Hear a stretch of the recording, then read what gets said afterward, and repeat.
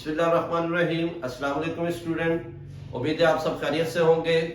Chapter number 8, आज इसका topic हमारे पास है पावर।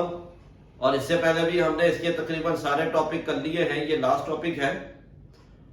तो पावर को समझने के लिए स्टूडेंट हमारे पास टू फिजिकल क्वांटिटी को समझना जरूरी है, क्योंकि उन टू फिजिकल क्वांटिटी के ऊपर पावर डिपेंड करता है। अब वो टू फिजिकल क्वांटिटी कौन सी है हमारे पास? वर्क और टाइम।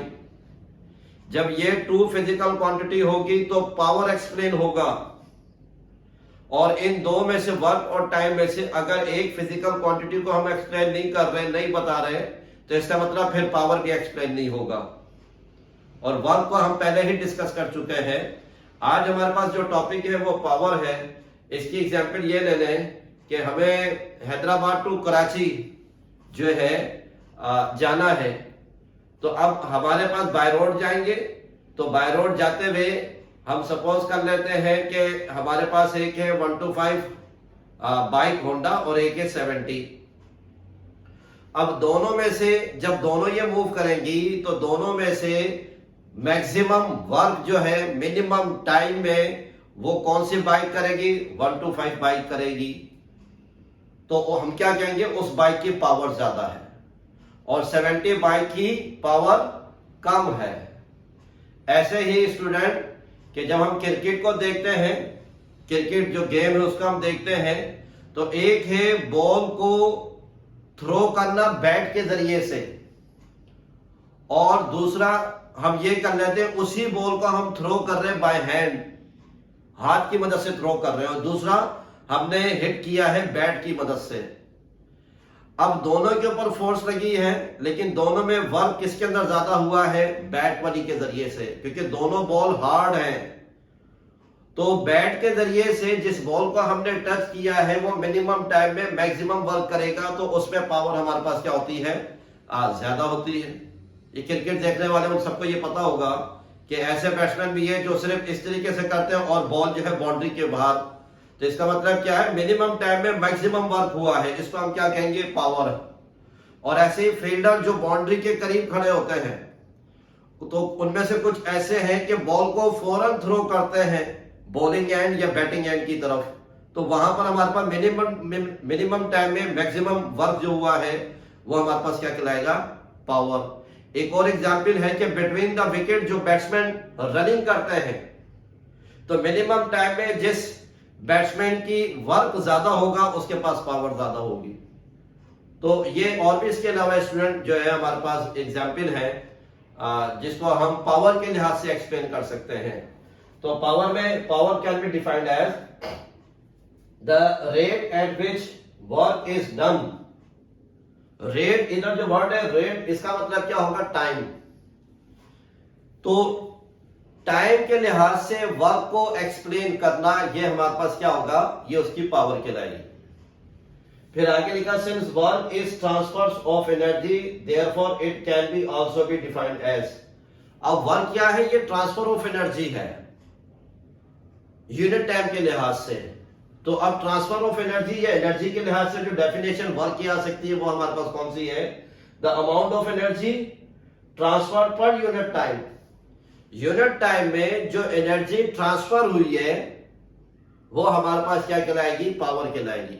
यूनिट टाइम में सम टाइम एनर्जी ज्यादा ट्रांसफर होती है तो ज्यादा पावर कहलाएगी, और यूनिट टाइम में कम एनर्जी ट्रांसफर होती है तो वो हमारे पास पावर नहीं कहलाएगी। पावर मिनिमम टाइम में मैक्सिमम वर्क होगा, वो पावर कहलाएगा स्टूडेंट हमारे पास। फिर पावर हमारे पास क्या है? स्केलर क्वांटिटी है, क्योंकि जब पावर का फार्मूला हम देखते हैं, पावर का फार्मूला W/T, तो वर्क हमारे पास क्या है? ये स्केलर है, और टाइम हमारे पास क्या है? स्केलर है। तो इसका मतलब जो हमारे पास पावर है ये भी हमारे पास क्या है? स्केलर है। इसकी कोई डायरेक्शन नहीं होती, तो जिसके डायरेक्शन नहीं होगा स्केलर होगा।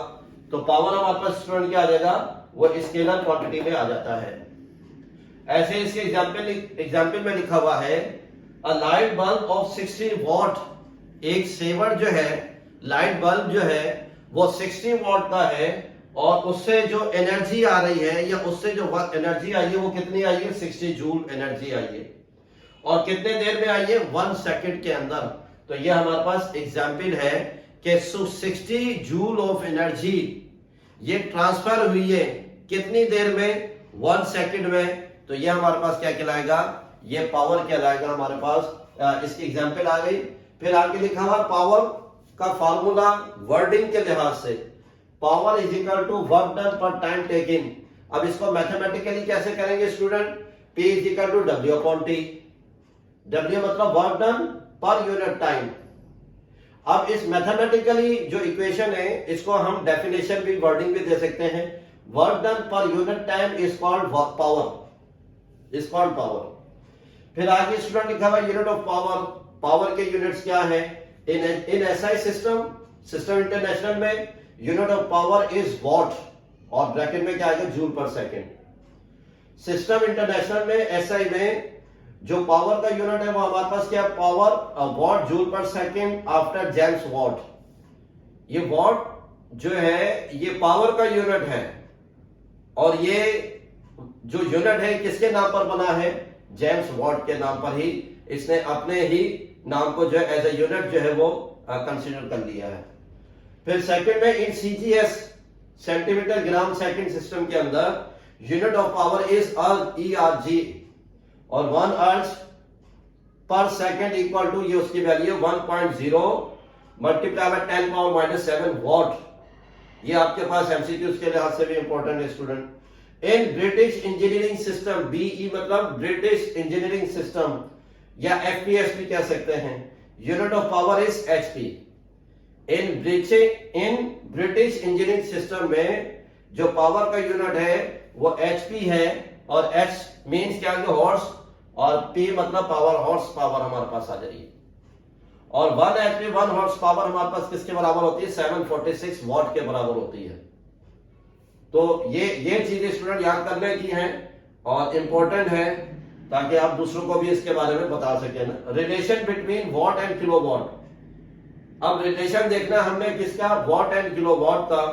अब इसके अंदर लिखा 1 kilowatt equal to 1000, W मतलब वॉट, 1000 वॉट। 1 किलो वॉट की जगह हम क्या लिख सकते हैं, 1000, वो किस तरीके से, किलो मीन 1000, ये वॉट सेम आ जाएगा, और 1000 को हम अगर साइंटिफिक नोटेशन में करेंगे, पावर को अगर साइंटिफिक नोटेशन में करेंगे तो 10 पावर 3 वॉट आ जाएगा। तो हमने क्या किया, रिलेशन किया है कि किलो वॉट को वॉट में हमने चेंज किया है। फिर स्टूडेंट हमारे पास आया था relation between what and megawatt. तो हम क्या करेंगे, 1 मेगावाट, तो यहां पर हमारे पास क्या, मेगा की जगह आ जाएगा हमारे पास ये वैल्यू, और फिर इसको हम साइंटिफिक नोटेशन में लिखेंगे 10 पावर 6 वॉट। तो स्टूडेंट ये आज का जो टॉपिक था हमारे पास, जो पावर था, उम्मीद है आपको आज का टॉपिक समझ में आया होगा। अस्सलाम वालेकुम।